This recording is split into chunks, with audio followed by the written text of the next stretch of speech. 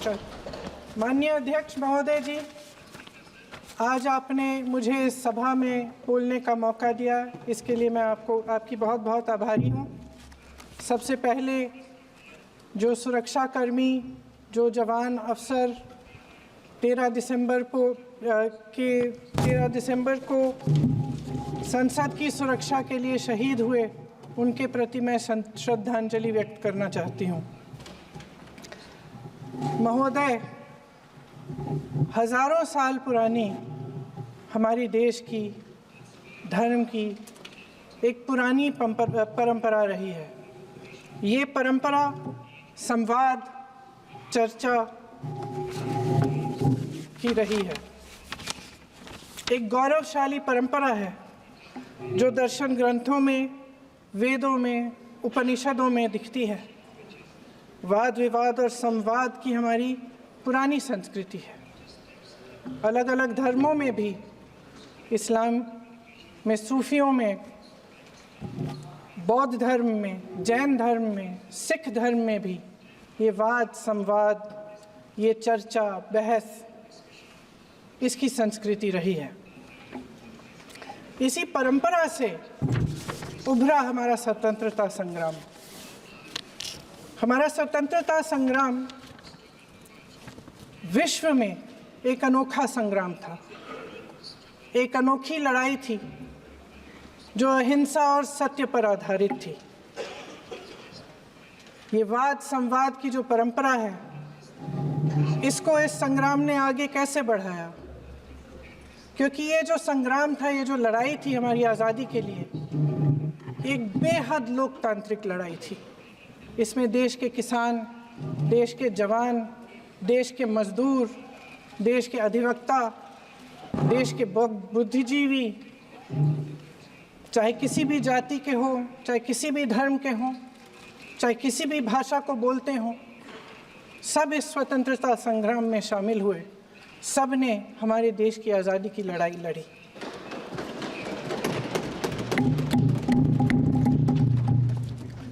और उसी आज़ादी की लड़ाई से एक आवाज़ उभरी जो हमारी देश की आवाज़ थी।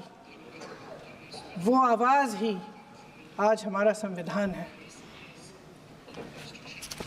साहस की आवाज़ थी, हमारी आज़ादी की आवाज़ थी, और उसी की गूंज ने हमारे संविधान को लिखा और बनाया। ये सिर्फ एक दस्तावेज नहीं है। बाबा साहेब अम्बेडकर, मौलाना आज़ाद जी, राजगोपालाचारी जी और जवाहरलाल नेहरू जी और उस समय के तमाम नेता, जैसे आपने कहा, इस संविधान को बनाने की जो कार्य में सालों के लिए जुटे रहे। हमारा संविधान इंसाफ, उम्मीद, अभिव्यक्ति और आकांक्षा की वो ज्योत है जो हर हिंदुस्तानी के दिल में जलती है। अध्यक्ष महोदय, इस ज्योत ने हर एक भारतीय को ये पहचानने की शक्ति दी कि उसे न्याय मिलने का अधिकार है, कि उसमें अपने अधिकारों के लिए आवाज़ उठाने की क्षमता है, कि जब वो आवाज़ उठाएगा तो सत्ता को उसके सामने झुकना पड़ेगा। इस संविधान ने हर एक देशवासी को ये अधिकार दिया कि वो सरकार बना भी सकता है और सरकार बदल भी सकता है। ये ज्योत जो हर हिंदुस्तानी के दिल में जलती है, उसने हर हिंदुस्तानी को ये विश्वास दिया कि देश की संपत्ति में, देश की दौलत में, संसाधनों में उसका भी हिस्सा है, कि उसे एक सुरक्षित भविष्य की उम्मीद का अधिकार है, कि देश बनाने में भी उसकी भागीदारी है। उम्मीद और आशा की ये ज्योत मैंने देश के कोने कोने में खुद देखी है। उन्नाव में मैं एक रेप पीड़िता के घर गई। उसे जलाकर मार डाला था। वो शायद 20-21 साल की होगी। हम सब के बच्चे हैं। हम सोच सकते हैं कि अगर हमारी बेटी के साथ बार बार बलात्कार हुआ और फिर जब वो अपनी लड़ाई लड़ने के लिए गई तो उसको जलाकर मार डाला गया होता तो हम पर क्या बीतती। मैं उस बच्ची के पिता से मिली। उसके खेत जलाए गए थे, उसके भाइयों को पीटा गया था, उसके पिता को बाहर से घर के बाहर घसीट कर मारा गया था। उस पिता ने मुझे बताया कि बेटी, मुझे न्याय चाहिए। मेरी बेटी अपने एफआईआर को दर्ज करने के लिए जब ज़िले में गई तो उसको मना किया गया। अगले ज़िले में जाना पड़ा उसे। वो रोज़ सुबह 6 बजे उठकर तैयार होकर अकेली अपने मुकदमे को लड़ने के लिए अगले ज़िले में ट्रेन से जाती थी। उसके पिता ने मुझे कहा कि मैंने उससे कहा, बेटी अकेले मत जाओ, छोड़ दो ये लड़ाई। लेकिन उसकी बेटी ने उसको जवाब दिया कि नहीं पिताजी, मैं अकेली जाऊंगी, मैं लड़ूंगी, ये मेरी लड़ाई है, मैं इसको लड़ूंगी। ये लड़ने की क्षमता, ये हिम्मत उस लड़की को और करोड़ों भारत की नारियों को हमारे संविधान ने दी। आगरा में मैं अरुण वाल्मीकि के घर गई। अरुण वाल्मीकि पुलिस स्टेशन में काम करता था, सफाई का काम करता था। आप सोच सकते हैं हमारी तरह उसका भी परिवार था। नई नई शादी हुई थी, 2-3 महीनों का बच्चा था। पुलिस स्टेशन में चोरी हो गई। चोरी का इल्ज़ाम उस पर लगाया गया। उसके पूरे परिवार को उठाकर पुलिस स्टेशन में ले गए। आप हंस रहे हैं, लेकिन ये गंभीर बात है। गंभीर बात। शर्म करो, शर्म। अरुण वाल्मीकि को पीट पीट के मार डाला। उसकी बीवी को पीटा, उसके पिता के नाखून निकाले, उसके पूरे परिवार को पीटा गया। जब मैं उस जवान महिला से मिलने गई जो अभी अभी विधवा हुई थी, तो उसने मुझे कहा कि दीदी, हमें सिर्फ एक चीज़ चाहिए, हमें न्याय चाहिए और हम इस न्याय के लिए लड़ते रहेंगे, चाहे कुछ भी हो जाए। ये हिम्मत उस महिला को हमारे संविधान ने दी।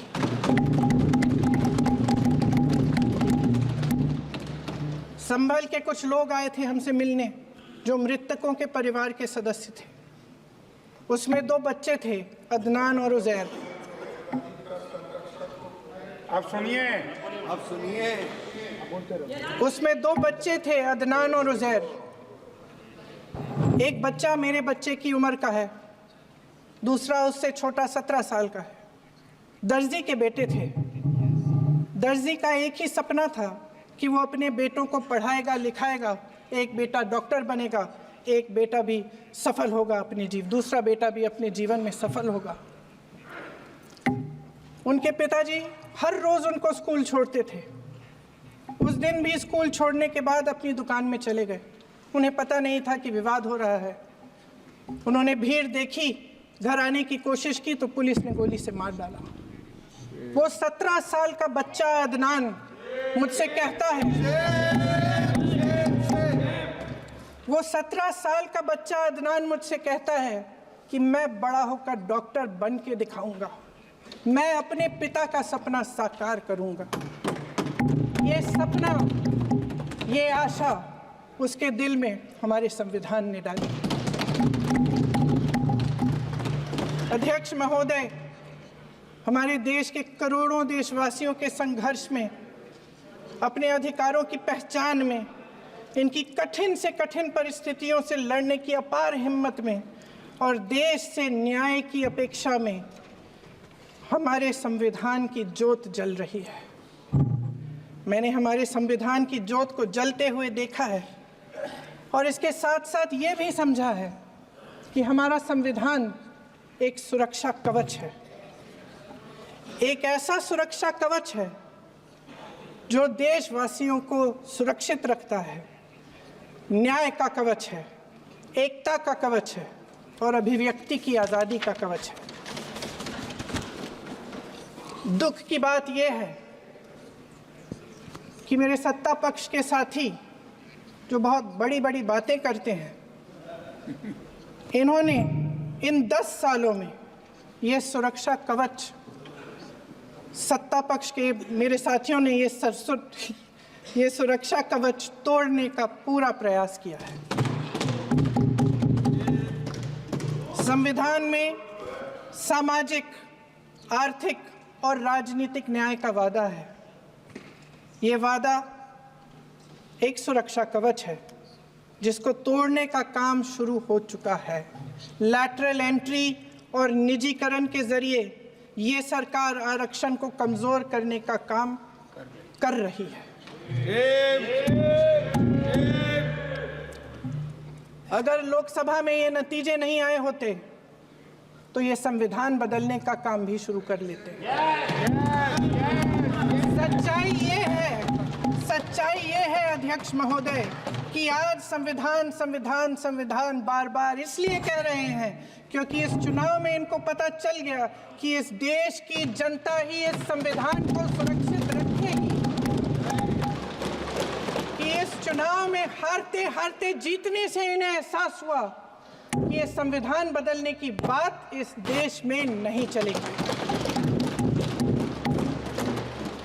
आज जनता की मांग है कि जाति जनगणना हो। सत्ता पक्ष के मेरे साथी ने इसका जिक्र किया। ये जिक्र भी आज इसलिए हो रहा है क्योंकि चुनाव में ये नतीजे आए। ये जाति जनगणना इसलिए जरूरी है ताकि हमें पता चले कि किसकी क्या स्थिति है और नीतियां उस हिसाब से बने। इनकी गंभीरता का प्रमाण ये है कि जब चुनाव में पूरे विपक्ष ने जोरदार आवाज उठाई कि ये जाति जनगणना होनी चाहिए, तो इनका जवाब देखिए। इनका जवाब भैंस भाग भैंस चुरा लेंगे, मंगलसूत्र चुरा लेंगे, इनका ये जवाब था। ये गंभीरता है इनकी जाति जनगणना पर। महोदय, हमारे संविधान ने आर्थिक न्याय की नींव डाली, किसानों, गरीबों और को जमीन बांटी, भूमि सुधार किया, जिसका नाम लेने से कभी कभी आप झिझकते हैं और कभी कभी उनका नाम धड़ाधड़ इस्तेमाल किया जाता है अपने आप को बचाने के लिए। उन्होंने HAL, BHEL, SAIL, GAIL, ONGC, NTPC, railways, IIT, IIM, oil refinery, तमाम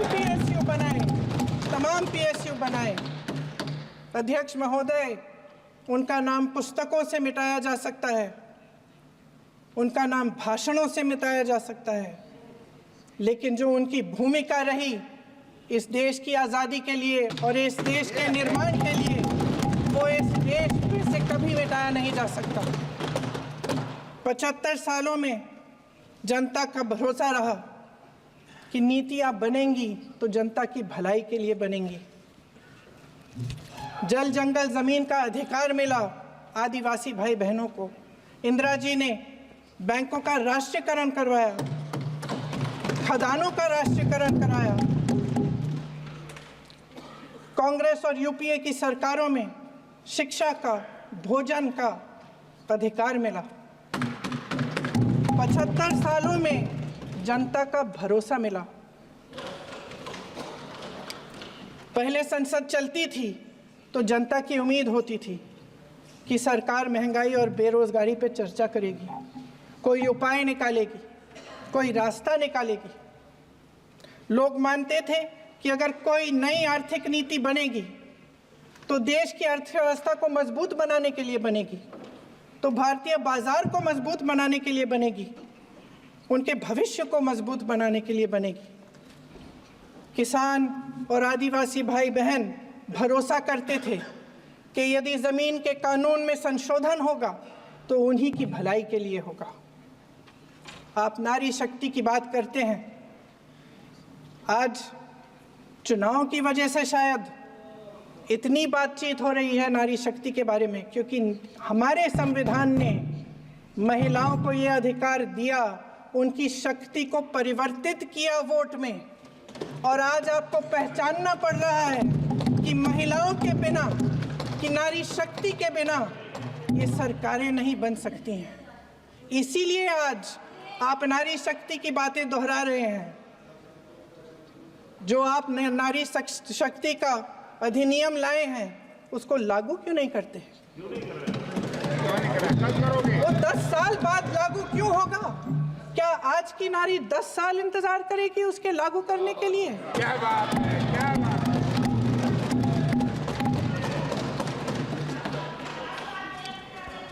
आज संसद में बैठे हुए सत्ता पक्ष के मेरे साथी ज्यादा से ज्यादा अतीत की बातें करते हैं।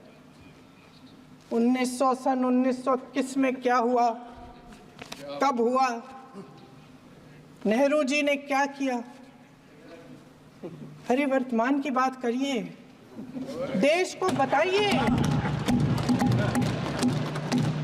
आप क्या कर रहे हैं, आपकी जिम्मेदारी क्या है? कि सारी जिम्मेदारी जवाहरलाल नेहरू की है।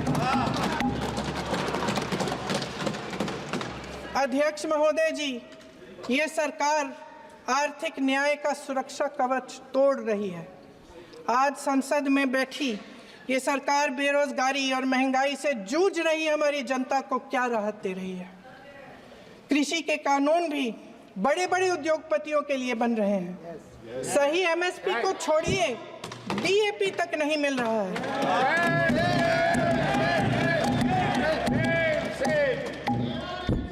वायनाड से लेकर ललितपुर तक इस देश का किसान रो रहा है।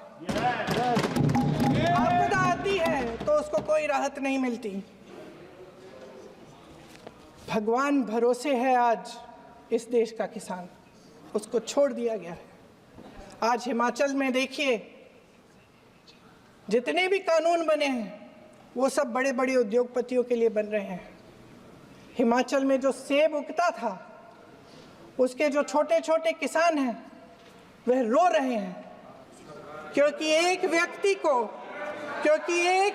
के लिए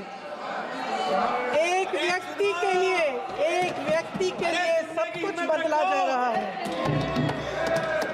सुनने की हिम्मत रखो।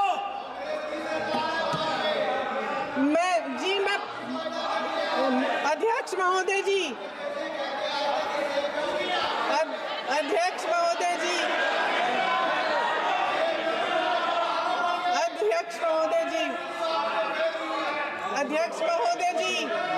अडानी जी को सारे कोल्ड स्टोरेज प्रदेश की सरकार ने नहीं दिए। अडानी जी को सारे कोल्ड स्टोरेज आपकी सरकार ने दिए हैं।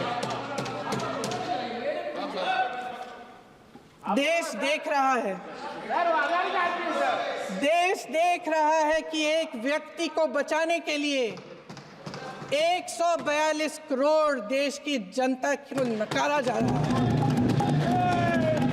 सारे बिजनेस, सारे संसाधन, सारी दौलत, सारे मौके एक ही व्यक्ति को सौंपे जा रहे हैं। सारे बंदरगाह, एयरपोर्ट्स, सड़कें, रेलवे का काम, कारखाने, खदानें, सरकारी कंपनियां सिर्फ एक व्यक्ति को दी जा रही है। जनता के मन में हमेशा ये विश्वास होता था कि अगर कुछ नहीं है तो संविधान हमारी सुरक्षा करेगा, मगर आज आम लोगों के बीच ये धारणा बनती चली जा रही है कि सरकार सिर्फ अडानी जी के मुनाफे के लिए चल रही है। देश में बहुत तेजी से गैर बराबरी बढ़ रही है। जो गरीब है वो और गरीब हो रहा है, जो अमीर है वो और अमीर हो रहा है। इस सरकार ने आर्थिक न्याय की भी सुरक्षा कवच तोड़ दिया है। राजनीतिक न्याय की जब बात होती है, मेरे सत्ता पक्ष के साथी आज खड़े हुए और तमाम गिनती करने लग गए कि ऐसा हुआ वैसा हुआ, 1975 में जो हुआ, तो सीख लीजिए ना, आप भी सीख लीजिए। आप भी अपनी गलतियों के लिए माफी मांग लीजिए। आप भी बैलेट पे चुनाव कर लीजिए, दूध का दूध पानी का पानी हो जाएगा। आप राजनीतिक न्याय की बात करते हैं, सरकारों को पैसों के बल पर गिरा देते हैं।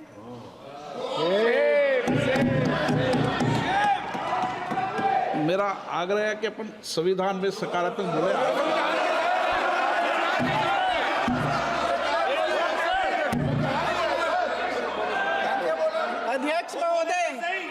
अध्यक्ष महोदय, सत्ता पक्ष के हमारे साथी ने एक उदाहरण दिया उत्तर प्रदेश की सरकार का, तो मैं भी एक उदाहरण दे देती हूँ महाराष्ट्र की सरकार का।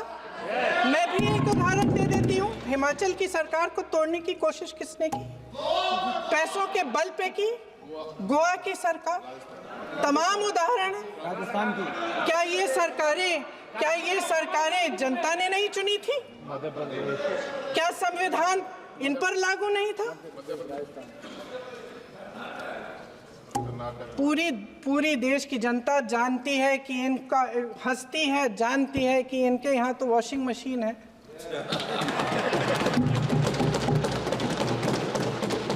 जो यहाँ से वहाँ जाता है वो धुल जाता है। इस तरफ दाग, उस तरफ स्वच्छता। और मेरे कई ऐसे साथी हैं जो इस तरफ होते थे उस तरफ चले गए, मुझे दिख भी रहे हैं, वॉशिंग मशीन में शायद धुल गए हैं।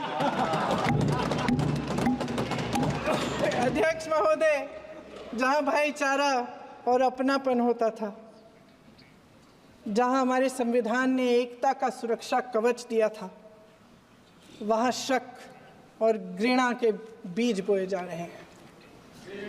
एकता का सुरक्षा कवच तोड़ा जा रहा है।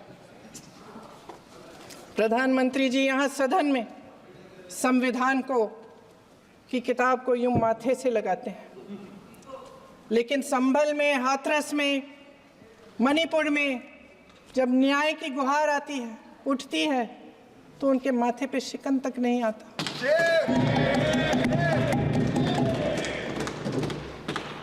शायद समझ नहीं पाए हैं कि भारत का संविधान संघ का विधान नहीं है।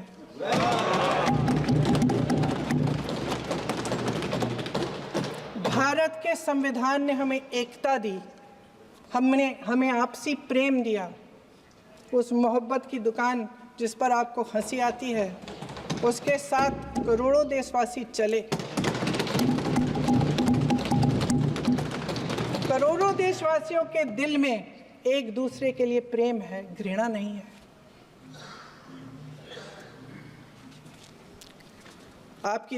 इनकी जो विभाजनकारी नीतियां हैं, उसका नतीजा हम रोज देखते हैं। राजनीतिक फायदे के लिए संविधान को छोड़िए, देश की एकता को भी ये रख नहीं सकते, इसकी सुरक्षा नहीं कर सकते। हमने संभल में देखा, मणिपुर में देखा। दरअसल इनका कहना है कि अलग अलग इस देश के अलग अलग हिस्से हैं। कैमरा। लेकिन हमारा संविधान कहता है कि ये देश एक है और ये देश एक रहेगा। जहां खुला विवाद होता था, अभिव्यक्ति का सुरक्षा कवच होता था, इन्होंने भय का माहौल पैदा किया है। सत्ता पक्ष के मेरे साथी अक्सर 75 सालों की बात करते हैं, लेकिन इन 75 सालों में ये उम्मीद, आशा, ये अभिव्यक्ति की ज्योति कभी थमी नहीं, कभी बुझी नहीं। इस देश की जनता ने खुलकर आलोचना की, निडर होकर धरने किए, प्रदर्शन किए। जब जब जनता नाराज हुई, तब तब सत्ता को ललकारा, उसे चेतावनी दी, बड़े से बड़े नेताओं को कटघरे में खड़ा किया, उनसे जवाब मांगा, न्याय मांगा। इस देश के छोटे छोटे से नुक्कड़ की दुकानों में, चाय की दुकानों में, इस देश के घरों में, गलियों में, मोहल्लों में, अखबारों में, प्रकाशन घरों में, न्यायपालिकाओं में चर्चा कभी बंद नहीं हुई, लेकिन आज ये माहौल नहीं है। आज जनता को सच बोलने से डराया जाता है, धमकाया जाता है। पत्रकार हो या विपक्ष का नेता हो या किसी यूनिवर्सिटी का प्रोफेसर हो, छात्र संघ हो या कर्मचारियों का संगठन हो, सबका मुंह बंद कराया जाता है। किसी पे ईडी, किसी पे सीबीआई, किसी पे इनकम टैक्स, फर्जी मुकदमे लगवाए जाते हैं, जेल में डाल दिया जाता है। विपक्षी नेताओं को जेल में डाल दिया जाता है, उनको सताया जाता है। किसी को नहीं छोड़ा इस सरकार ने। देशद्रोही कह के उत्तर प्रदेश में मुझे याद है कुछ अध्यापिकाएं प्रदर्शन कर रही थी, उन पर मुकदमा डाल दिया देशद्रोही का, उन्हें देशद्रोही कह दिया। इन्होंने देश का पूरा माहौल भय से भर दिया है। इनकी मीडिया की मशीन झूठ फैलाती है, तरह तरह के आरोप लगाती है, और शायद वह भी भय में ही है। महोदय, मैं इस सदन को याद दिलाना चाहती हूँ कि ऐसा डर का माहौल देश में अंग्रेजों के राज में था। जब इस तरफ बैठे हुए गांधी की विचारधारा वाले लोग आज़ादी की लड़ाई लड़ रहे थे और उस तरफ वाली विचारधारा वाले लोग भय में रहकर अंग्रेजों के साथ साठगांठ कर रहे थे। लेकिन अध्यक्ष महोदय, भय का भी अपना स्वभाव होता है। भय फैलाने वाले हमेशा भय का खुद शिकार बन जाते हैं। ये प्रकृति का नियम है। आज इनकी भी यही हालत हो गई है। भय फैलाने के इतने आदी हो गए हैं कि खुद भय में रहने वाले हैं। चर्चा से डरते हैं, आलोचना से घबराते हैं। कई दिनों से हम मांग रहे हैं कि चर्चा करिए, लेकिन चर्चा करने की हिम्मत ही नहीं है।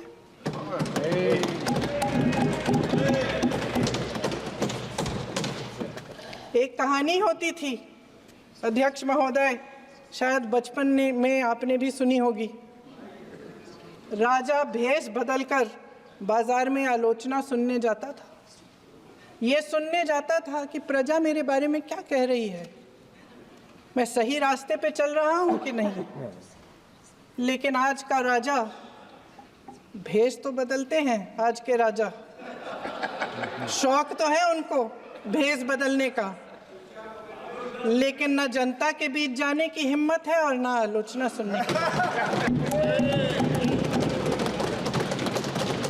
महोदय, मैं तो सदन में नहीं हूं।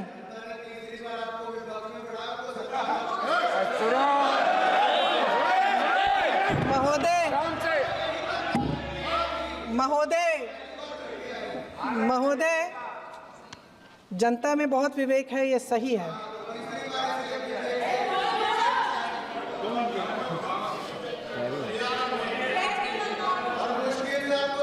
अच्छा महोदय, मैं सदन में नहीं हूँ। कुछ हाँ ठीक है, मैं सदन में नहीं हूँ, मात्र 15 दिनों से आ रही हूँ। लेकिन मुझे ताज्जुब होता है कि इन 15 दिनों में इतनी बड़े इश्यूज हैं, इतनी बड़ी बातें हैं। प्रधानमंत्री जी मात्र एक दिन के लिए, शायद 10 मिनट के लिए दिखे हैं सब।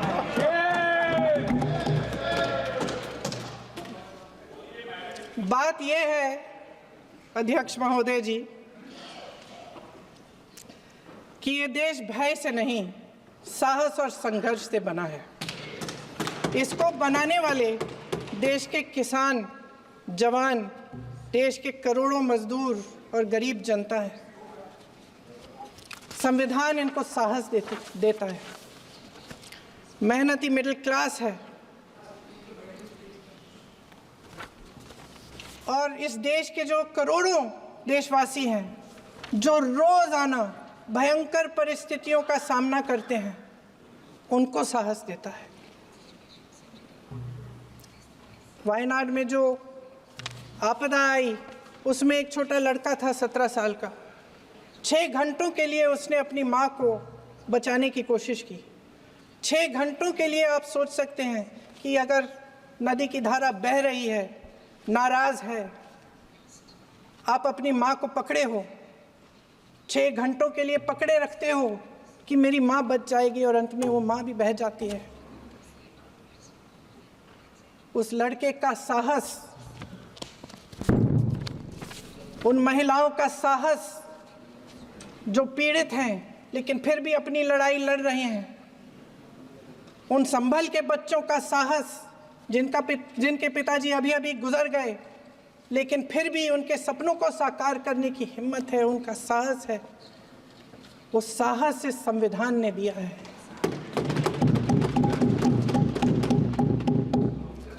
वो आत्मविश्वास इस संविधान ने दिया है। ये देश भय से नहीं चल सकता, ये देश साहस से ही चलेगा। भय की भी सीमा होती है, और जब वो सीमा पार हो जाती है, जब किसी को इतना दबाया जाता है कि उसको लगने लगता है कि अब मेरे पास खोने के लिए कुछ नहीं है, तब उसमें एक ऐसी शक्ति पैदा होती है जिसके सामने कोई कायर खड़ा नहीं हो सकता। ये देश कायरों के हाथों में ज़्यादा देर तक कभी नहीं रहा है। ये देश उठेगा, ये देश लड़ेगा, सत्य मांगेगा, सत्यमेव जयते। जय हिंद। अखिलेश